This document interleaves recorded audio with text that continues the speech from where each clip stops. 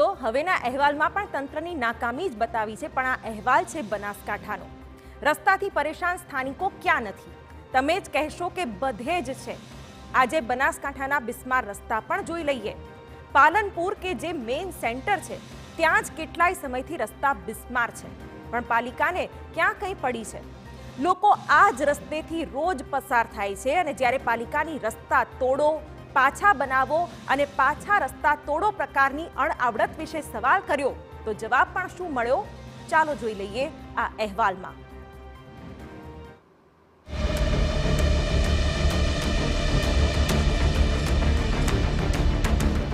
જહાનારા બગીચાથી Banas dairy, રસ્તો ભયંકર બિસ્માર।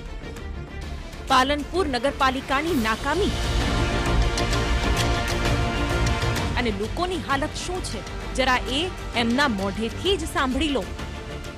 પાછળથી આ જે રસ્તો ખોદીને પડ્યો રાખ્યો છે, બરાબર, એ વસ્તુ બહુ મુશ્કેલીનો સામનો કરવો પડે છે અમારે। અહીં અમે રોજગાર કચેરી લઈને બેઠા છીએ, બરાબર। અહીંથી પથ્થર પણ ઉડી ઉડીને ગાડીઓના લીધે કાચ ઉપર આવે છે, બરાબર, અને આખો દિવસ સેપટ ઉડે છે અને સાંજે તો લગભગ અમે બોલી પણ નથી શકતા એવી હાલત થાય છે, બરાબર। પણ તંત્રમાં બેઠેલા અધિકારીઓને તો શું પડી હોય, અને એટલે જ આક્ષેપો ઉઠ્યા છે કે દુકાન આખો દિવસ સાફ કરવાની રહે છે, એવું બધું કરવું પડે છે। આ સરકારના લીધે ભ્રષ્ટાચાર ખૂબ થાય છે। આનાથી અમારા કસ્ટમર છે એ આવવાની કોશિશ કરે છે, પણ કેવી રીતે આવે? સેપટમાં ખાઈને સાંજે પછી શરદીઓ થઈ જાય છે। પાલનપુર શહેરનો જહાનારા બગીચાથી બનાસ ડેરી સુધીનો 3 કિલોમીટરનો માર્ગ એટલે માથાનો દુખાવો।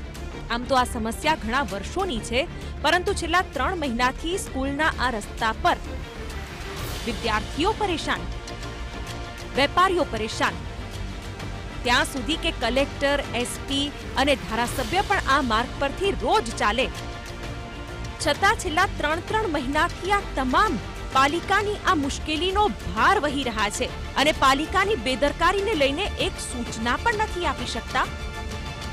શરમની બાબત એ છે કે પાલનપુર નગરપાલિકાને જ્યુડિશિયલ શાખા 2 મહિનાથી વોર્ડ નંબર 10 જે ગોબરી જવારા બાગથી તે સીધા આદેશ સ્કૂલ જો રોડ જાય છે ત્યાં ગટરની લાઈન નાખવાની હતી સિંગલ પટ્ટી, પણ આ લોકો આખો રોડ ખોદી નાખ્યો। શરમ તે બાબતની આવે છે કે ત્યાં પાલનપુર તાલુકાના ધારાસભ્ય શ્રી અનિકેતભાઈ ઠાકોર તેને રહે છે, ત્યાં પાલનપુર એસપી સાહેબી ત્યારે એમનું હેડક્વાર્ટર છે અને ત્યાં કલેક્ટર સાહેબનું હેડક્વાર્ટર છે। આવી સ્પષ્ટ અને દેખાતી મુસીબત હોય અને પદાધિકારીઓ પણ અહીંથી રોજ પસાર થાય અને તો પણ મુશ્કેલી થાય તો સવાલ તો ઉઠવાના। જીયુડીસી દ્વારા જે ભૂગર્ભ લાઇનનું કામ કરવામાં આવે છે તે દરેક વખતે જ્યારે પણ ભૂગર્ભ લાઇનનું કામ કર્યું છે એ લોકોએ રોડ રસ્તા ખોદ્યા પછી એનું સમારકામ કરવામાં ખૂબ જ સમય કાઢે છે, એ વાત સત્ય છે। દરેક વખતે અમે લેખિત અને મૌખિક રજૂઆતો પણ કરી છે। અરે અમુક રસ્તા તો વર્ષોના આજ સ્થિતિમાં છે।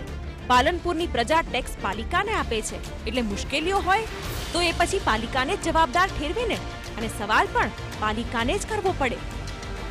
આદર્શ બાજુ અને એ બાજુનો નીચાળો ભાગ હોવાના કારણે કદાચ ડીપ ઊંડી હોવાના કારણે ત્યાં વધારે તોડવામાં આવ્યું હશે, પણ એમ છતાં પણ એજન્સીને આ જીઓડી દ્વારા કામ ચાલતું હશે તો એજન્સીને અમે સૂચના આપી અને ત્યાંનો વ્યવસ્થિત રસ્તા સફાઈ થઈ જાય। જોયું ને, એ જ જવાબ કે એજન્સીને કહીશું, જણાવીશું, ઇન શોર્ટ હજી વિલંબ કરીશું। ચોમાસામાં તો લોકો અહીં હેરાન પરેશાન થઈ ગયા।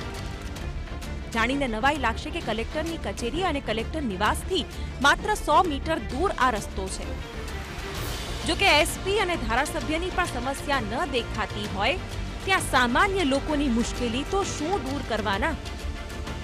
બનાસકાંઠાથી અતુલ ત્રિવેદી સાથે બ્યુરો રિપોર્ટ, TV9।